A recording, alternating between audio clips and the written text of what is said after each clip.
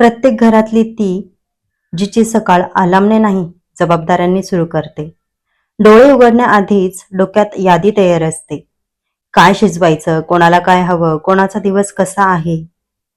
तिचा दिवस मी पासून नाही, नेहमी आपण पासून सुरू होतो.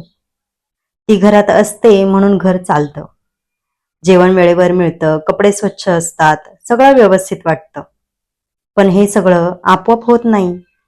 कोणीतरी स्वतःला मागे ठेवून करत असतो. ती थकत नाही असं नाही, तिला रडावंसं वाटत नाही असं नाही, पण तिला आज मला बरं नाही असं म्हणायची सवयच नसते.